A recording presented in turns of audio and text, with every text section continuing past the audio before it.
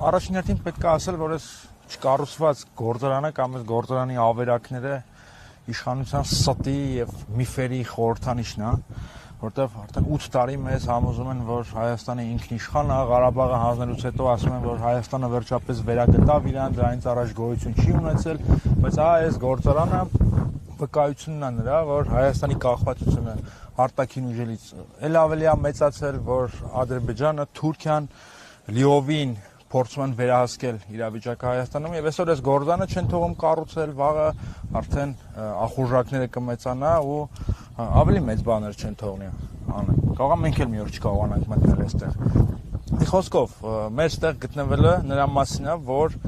ինքնիշխանությունը այս պայծությամբ ամենաառաջնահերթ արժեքն է, որը կարիք ունի պաշտպանության եւ Թուրքիան եւ Ադրբեջանը ներկա են մեր ներքին քաղաքական կյանքում, միջամտում են մեր ներքին գործերին եւ այդ ամեն ինչը պետքա կասեցնել։ Այս պայծությամբ Հայաստանի ինքնիշխանության ամենամեծ թշնամիներն են Թուրքիան, Ադրբեջանը եւ նրանց կամակատար Հայաստանի իշխանությունները։ Եվ դրա համար անհրաժեշտ է քվեարկել մեզ, որպեսզի Հայաստանը կարողանա վերագտնել իր ինքնիշխանությունը եւ իրականացնել ռեմոնտադա, այսինքն Հայաստանի վերադարձը։